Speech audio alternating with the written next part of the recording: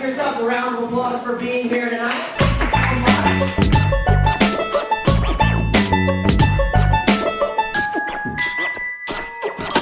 For supporting us in this wonderful event. Of course, we're here, and I was really fascinated by Rod's intro because it's one of the few times in my life that I've heard the words war on drugs and fun used in the same sentence.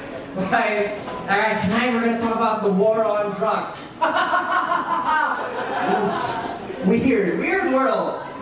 But yes, of course we are here to support the cause, which is, as you can see from our title, it's based heavily in harm reduction. Now, harm reduction means stripping away the negative effects of illegal drug use without moral judgment or without necessarily turning in the people who make use of these programs. And that's important because as much as we'd like it to, illegal drug use is not just gonna go away. Like, the dealers aren't gonna wake up and be like, you know, I think I've had enough of this. I think this whole drug thing, it's gone too far.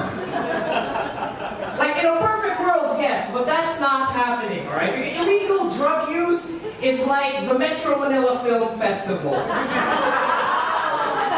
It's not going anywhere, but we can minimize the damage. Don't buy a ticket. Yes, it's really important. I'm glad to be here tonight. I'm so glad to be invited, especially because I'm a student from the University of the Philippines. Yes, please, a round of applause if you've heard of the UPS. And I know what some of you are thinking. Oh, another UP student talking about politics. Let me just tell you. I know, right? For the longest time, that was me too. Because in UP, everything is political. And never in like a funny way. It's always in a way that strips away the joy from something you love. Like you go to UP, oh my God, I love Jollibee. The secret ingredient is the tears of the marginalized. Whoa. I just want to take out. It's great to be in UP, of course. We're a very politically active school, and we have all the rallies that you could ever think of. All the rallies. We always have something to be pissed about. Like on a good day, we'll be like, ang init. Ibagsak! There's always going to be something. There's always going to be something. Although I think some UP students are kind of losing their flair for the rally. They don't really know how to go about it anymore. One time I was leaving UP and there were a group of students gathered on the steps for a rally, right? But the problem was, it was at the end of the day and nothing drains your energy more than higher education. So they were just sitting there, they were all tired, and there was this one girl on a mic. She was trying very hard to get them psyched up. She was like, "Ginawa nilang negosyo ang tuition natin! Tama ba yun?" Someone in the crowd was like, "Did you say something?" Tama! Know your causes, guys. Know your causes. I'm a BS Biomolecular Engineering student in UP Diliman. Yes, thank you. Those are some of my additional credentials of why I was invited here. And the reason I say BS is because it's not true. I got you. I got you. Look at you. Look at you. Now who's the joke? Actually, I'm a BA Creative Writing student. See, you're laughing already. Like, that was the reaction I got from my mother when I told her I got into UP. Mom, look, I passed the test. I'm on the list. I'm going to be a BA Creative Writing student. She was like, ha ha ha ha. No, seriously. A writer? A writer? What are you going to feed your kids? Sonnets? That's not fair, guys. That's not fair. So when I'm older, I'm gonna teach my kids right. I'm gonna teach them the proper values. My son's gonna come up to me so happy, Dad, look, I passed the test, I'm on the list, and I'm gonna be a pre-law major. I'm gonna be a lawyer. Look at my son and be like, no, seriously. A lawyer? A lawyer? What are you gonna feed your kids? Lies? The people who didn't laugh have been sued in their lives. So it's like, that's not funny. That's not funny, bro. Sue me. What are you gonna win? Sonnets? It's not gonna work out for you. I'm very happy to be part of events like this because my girlfriend is very political, so she'll be very impressed. My girlfriend is the typical UP student. She knows all about all the issues. I asked her out once, I was like, babe, let's go eat at Jollibee. That's made from the tears of the marginalized. Okay. My girlfriend is actually a feminist. Any feminists in the building? Clap your hands. A few of us, that's good, that's great. Which is why I had to work extremely hard to impress my girlfriend the first time we went out. I invited her out, we had a nice lunch, and I had a big speech plan. Called for the bill, looked her in the eye, I was like, baby, oh sorry, that's disrespectful. Ika, I just want you to know that I will never disrespect your dignity as my equal and my partner in this relationship. She was like, oh my God, that's so sweet. I was like, yeah. Here's the bill. I didn't order that one. That one's yours. It's the rules of feminism, okay? And then, see, someone is trying to get me with the mic. I think it's angry feminists, I'm not sure. She's always trying to trick me, my girlfriend. She's always trying to check how feminist I am. One time she was carrying like a box. It was a really heavy box. She was like, "Love, can you open the door, love? Can you just open the door for me?" I was like, "Oh my God, yes, certainly." You almost got me. Joseph, please. No. I know that feminism is about empowerment. I know that you can do it yourself. Joseph, my knees, they're weak. I have that effect on women. As you can tell by my humor, I will be single very soon. I'm just trying to enjoy it while it lasts. A weird thing happened to my girlfriend in UP recently. Her cell phone got stolen. It was stolen in one of the bathrooms. And it was so bad. It was a really nice phone too. It was an Oppo phone. Anybody here have an Oppo? One guy? Just you? You can cover your ears for this part.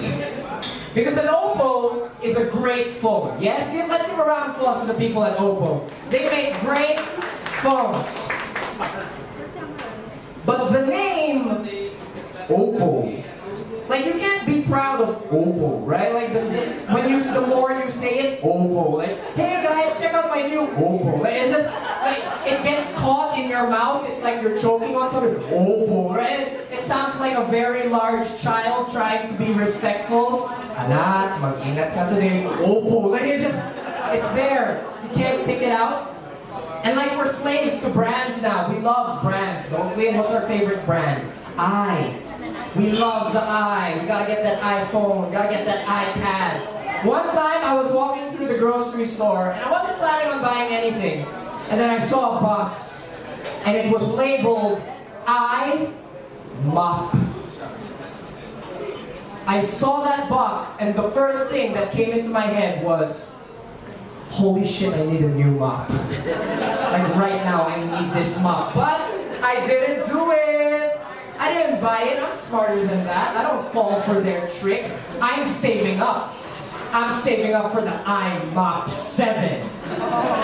Plus the red one. I'll be the coolest of all the creative writing janitors. I really don't get why, like, of course there are many reasons, but I think that one of the ways we can implement harm reduction is by replacing illegal drugs with the Uber app. Because if you've ever watched your car go towards you, it's the trippiest thing you've ever seen in your life. my Uber. Oh look, there it is. Oh, now it's moonwalking. Now it's spinning around in place. And look, it just flew all the way to Manila Bay. Called up my driver. Kuya, you have the power of flight. I quickly got addicted to Uber. Like I just kept calling cars. So that's one method. I'm actually a commuter normally. Any commuters in here? Clap your hands. Alright, a few commuters. Because Uber isn't really commuting. It's not commuting if you don't experience rejection face to face. Which is what happens when you try to get a taxi. If you've ever tried to get a taxi in Metro Manila, then you've seen the face. The face is what a taxi driver shows you when he's not going where you're going. So this is what happens. You call down a cab, it stops beside you and you go, Kuya, Quezon City. And then the driver goes, Quezon City? And it's always that face, it's that expression. It's the perfect mixture of laziness, disgust, and constipation, mixed into just one expression. And it's always attached to an excuse. It's like, Quezon City?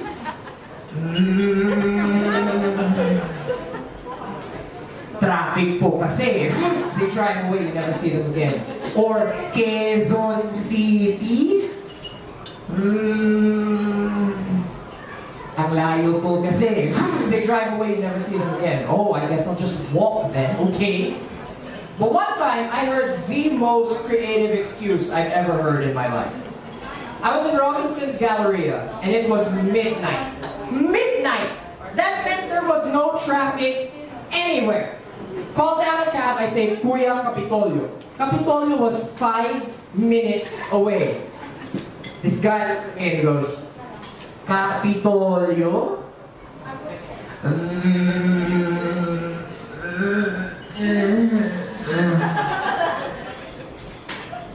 Kakagaling ko lang dun eh. I watched him go. I think he went to Capitolio just to spite me. Haha, bobo!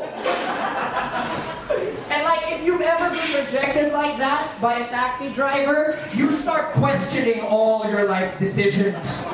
He goes, I'll never deserve love. And they're the only people who can get away with an answer like that for their job. Can you imagine if this guy was a doctor? Like he's sitting in his office in a sandal with a Mountain Dew tree on his desk. You walk into the hospital, Doc, I'm sick. Please, you gotta give me medicine or else I'm gonna die. Please help me out. Sick?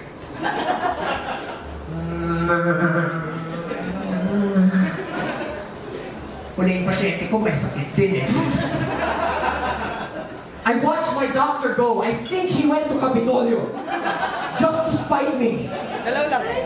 So if you can't take a cab, that leaves you with one final option. One final option that puts joy and happiness in the hearts of all mankind. 3 beautiful letters, MRT. If you've ever ridden the MRT, give yourselves a round of applause because you deserve it. You deserve it. If you survived riding the MRT, you are now a real man. Doesn't even matter if you're a woman. If you survived riding the MRT, you now smell like a real man. On the MRT, there is no my sweat. It's our sweat. We share it together. Like you can taste your friends from across the train. Uy! Ruth! Nandun ka pala! And the MRT, it's kind of like the reverse of drowning, except instead of water, it's like thick, sweaty air. And then you have to try to get to the clean air pockets that are hanging above your head. Like every 2, you're squished in the middle of everyone, and every 2 minutes you're just like...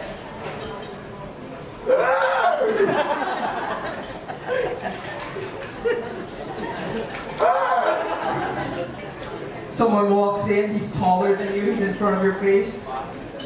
I gotta risk it. Look at Gold's gym! It's sweaty! But it's okay. It's okay, guys. I figured out the solution. I know how we get rid of it, okay? Since we're talking about harm reduction, this is how we reduce the harm on the MRT. In front of every door on the MRT, we'll put one taxi driver. So when it pulls into the station,